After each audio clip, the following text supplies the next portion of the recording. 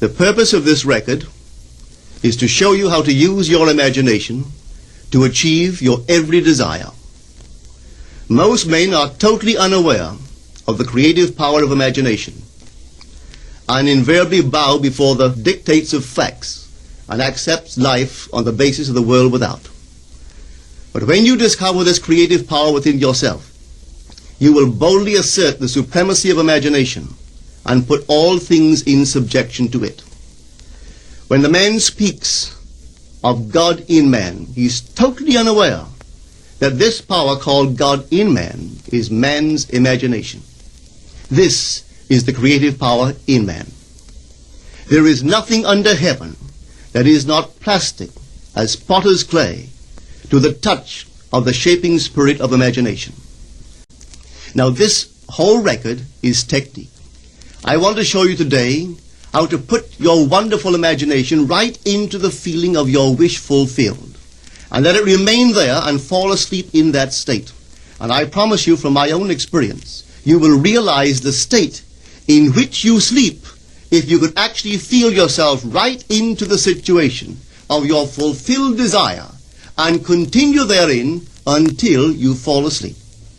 As you feel yourself right into it, remain in it until you give it all the tones of reality, until you give it all the sensory vividness of reality. As you do it, in that state, quietly fall into sleep. And in a way you will never know, you could never consciously devise the means that will be employed, you will find yourself moving across a series of events leading you towards the objective realization of this state. Now here is a practical technique. The first thing you do, you must know exactly what you want in this world. When you know exactly what you want, make as lifelike a representation as possible of what you would see and what you would touch and what you would do and physically moving in such a state. I have seen it work time and time again. If I wanted promotion in my business, I would ask myself what additional responsibilities would be mine were I to be given this great promotion. What would I do? What would I say? What would I see? How would I act? And then in my imagination, I would begin to see and touch and do and act as I would outwardly see and touch and act were I in that position. This story is told us in the Song of Songs, or the Song of Solomon. It is said, "At night on my bed, I sought him whom my soul loveth. I found him whom my soul loveth. And I would not let him go until I brought him into my mother's house, right into the chamber of her that conceived me."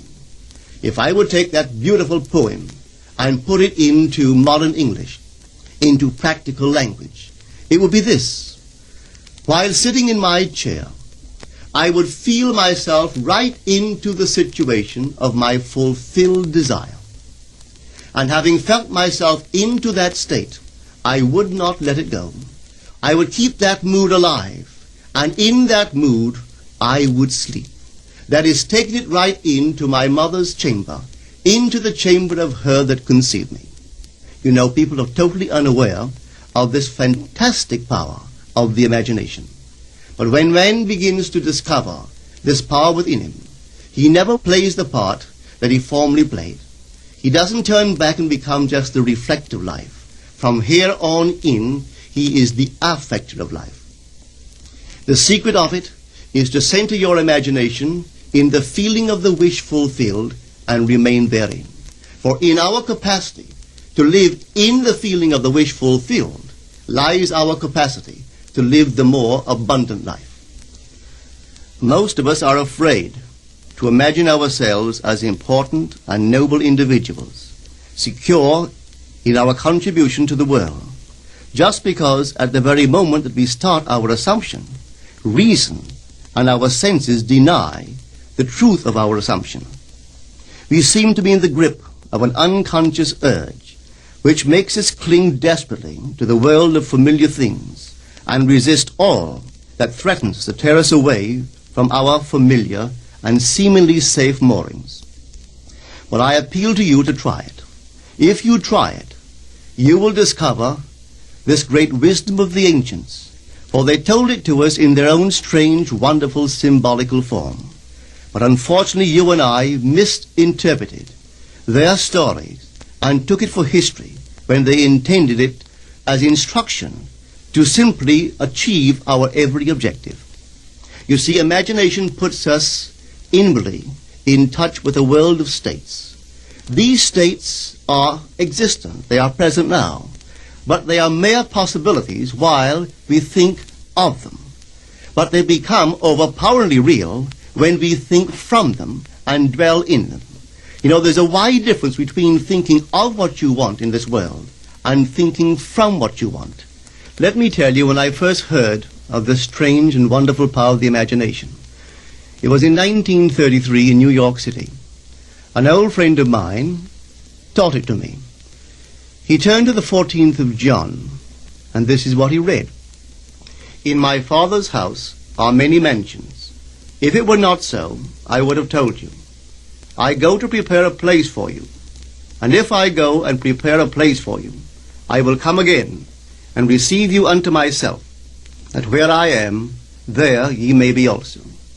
He explained to me that this central character of the Gospels was human imagination. That mansion was not a place in some heavenly house, but simply my desire. If I would make a living representation of the state desired, and then enter that state and abide in that state, I would realize it. It never failed me if I would give the mood, the imagined mood, sensory vividness. I could tell you unnumbered case histories to show you how it works. But in essence, it's simple. You simply know what you want. When you know what you want, you're thinking of it. That is not enough. You must now begin to think from it. Well, how could I think from it? I am sitting here, and I desire to be elsewhere. How could I, while sitting here physically, put myself in imagination at a point in space removed from this room and make that real to me? Quite easily. My imagination puts me in touch inwardly with that state. I imagine that I am actually where I desire to be. Now, can I tell that I am there? There is only one way to prove that I am there. For what a man sees when he describes his world is as he describes it relative to himself. So what the world looks like depends entirely upon where I stand when I make my observation. So if, as I describe my world, it is related to that point in space I imagine that I am occupying, then I must be there. I am not there physically, no, but I am there in my imagination, and my imagination is my real self. And where I go in imagination and make it real, there I shall go in the flesh also. When in that state I fall asleep, it is done. I have never seen it fail. So this is the simple technique on how to use your imagination to realize your every objective. Here is a very healthy and productive exercise for the imagination. Something that you should do daily. Daily relive the day as you wish you had lived it, revising the scenes to make them conform to your ideals. If man not knowing the power of imagination, he goes to sleep at the end of his day, tired and exhausted, accepting as final all the events of the day. And I was trying to show that man should, at that moment, before he sleeps, he should rewrite the entire day and make it conform to the day he wished he had experienced. Whenever you do in your imagination that which you would like to do in the outer world, that you will do in the outer world. The one requisite is to arouse your attention in a way and to such intensity that you become wholly absorbed in the revised action. You will experience an expansion and refinement of the senses by this imaginative exercise, and eventually achieve vision in the inner world.